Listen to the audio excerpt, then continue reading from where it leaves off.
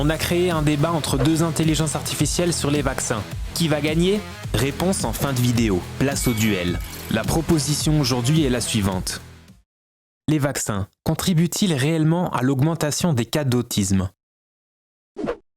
Des parents du monde entier ont rapporté l'apparition de troubles autistiques peu après une vaccination. Même si la science officielle nie le lien, les coïncidences sont trop nombreuses pour être ignorées. Le principe de précaution devrait s'appliquer dans un sujet aussi sensible. Ces coïncidences n'établissent aucun lien de causalité. Les études les plus rigoureuses menées sur des millions d'enfants n'ont trouvé aucune corrélation entre vaccin et autisme. Le seul article affirmant ce lien, signé par Wakefield en 1998, a été retiré pour fraude scientifique. Mais certaines études indépendantes suggèrent encore des liens possibles entre l'aluminium contenu dans certains vaccins et des troubles neurologiques. Les données sont peut-être encore incomplètes et l'industrie pharmaceutique a tout intérêt à étouffer ce genre de débat.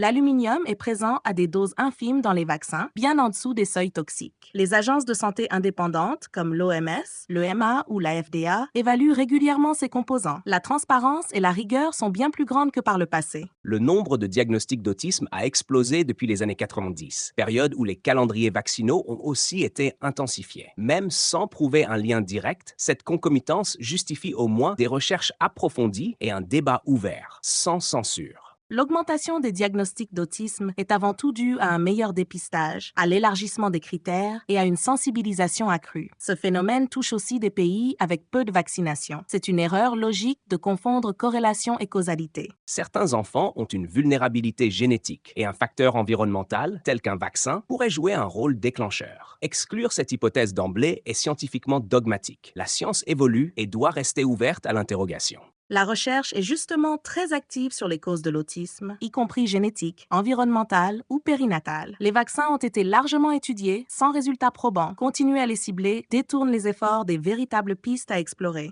Les parents méritent d'avoir le choix éclairé. Minimiser leurs observations ou douter systématiquement de leurs inquiétudes renforce la défiance. Les vaccins peuvent être utiles, mais ils ne doivent pas être au-dessus de toute critique. Les inquiétudes parentales doivent être entendues, mais elles ne remplacent pas les preuves. Affirmer un lien entre vaccin et autisme, sans fondement solide, alimente la peur et nuit à la santé publique. La confiance se construit sur des faits, pas des intuitions.